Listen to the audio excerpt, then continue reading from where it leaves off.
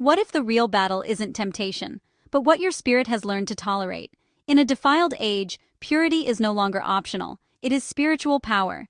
If you don't guard your temple, culture will disciple your compromise. Covenant keepers, living in holiness in a defiled generation, is why kingdom intent is on assignment to bring revelation knowledge of what you're dealing with under a microscope, and by drastically implementing the knowledge, wisdom, and understanding of God. Eradicating and denying access to the enemies of your soul. Assignment, your existence. Your temple belongs to the living God. Eradication is a must. This is not optional. It's mandatory as a child of the living God. The rising tide of defilement. We live in an age where impurity is not just tolerated, it's celebrated. Sin is marketed as freedom. Rebellion is labeled authenticity. Compromise is disguised as love. Every screen, song, and social feed preaches one message: do what feels right. But what feels right to the flesh often leads to the death of the soul. In a world where defilement is the culture, holiness has become rebellion. Will I conform to the world, or will I carry the covenant? The power of covenant keepers. To be a covenant keeper means you understand the sacredness of your relationship with God. You recognize that salvation is not just deliverance from sin, but devotion to holiness. Come out from among them and be separate, says the Lord. Do not touch what is unclean, and I will receive you. 2 Corinthians 6:17. Holiness is not old-fashioned, it's eternal. It is not restriction, it is protection. It is the invisible seal that identifies you as God's property in a contaminated world. Standing in a world that bows.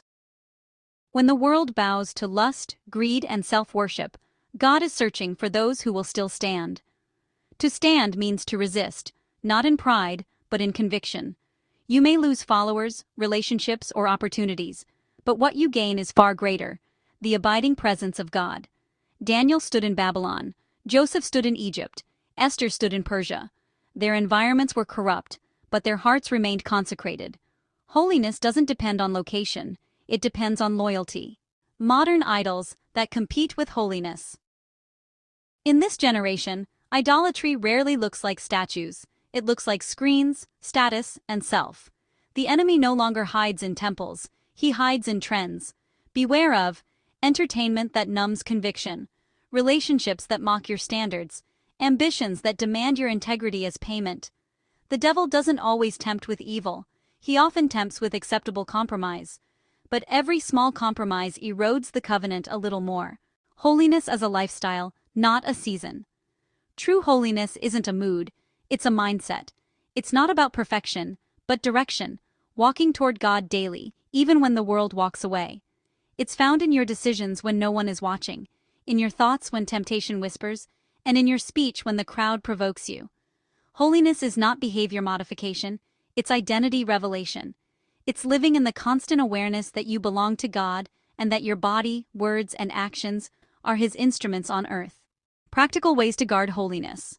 1. Guard your intake. What you feed grows. Filter what enters through eyes, ears, and emotions. 1. Maintain spiritual hygiene. Daily prayer, worship, and word intake cleanse the residue of the world. 1. Walk with purity partners. Surround yourself with believers who pursue holiness, not popularity. 1. Fast regularly. Fasting resets appetite and dethrones the flesh. 1. Speak the word. Declare holiness aloud until your atmosphere agrees with heaven. Holiness thrives where vigilance and humility meet. The reward of the covenant keeper. The holy walk may feel lonely, but it is never empty. God walks closest to those who walk clean. His presence becomes tangible, His voice becomes clear. Purity invites power. Holiness invites authority. Consecration invites companionship with the Holy Spirit Himself. Blessed are the pure in heart, for they shall see God. Matthew 5:8. That is not just a promise for eternity. It is a reality for now. To see God means to perceive Him, to recognize His movements in your daily life. That vision is reserved for the pure. Cultural resistance and spiritual boldness. Being holy in this generation is warfare.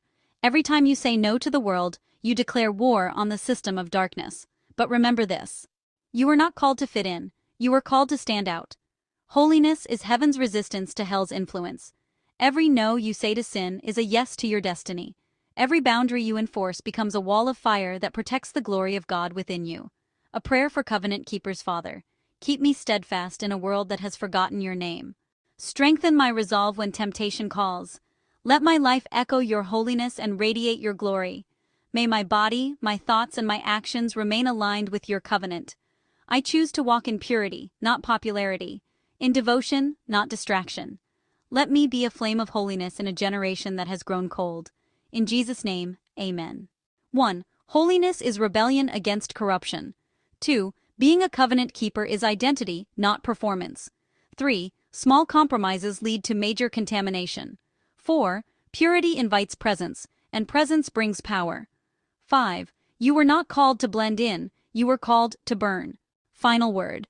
Beloved, you are the remnant God is raising, the ones who will not bow to Babylon's systems nor drink from its cup of compromise. Your holiness is not for show, it's for preservation. It keeps you usable, anointed, and distinguished in the earth. Be satisfied being different. Carry the covenant boldly. Because in this defiled generation, purity is the new power.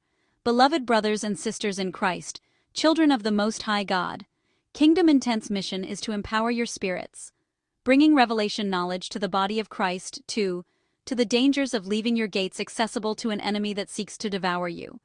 Be empowered by the Holy Spirit, protecting and cleansing the temple of the living God, bringing awareness to denying access to the enemies of your souls, being aware of the access points you've been giving away freely.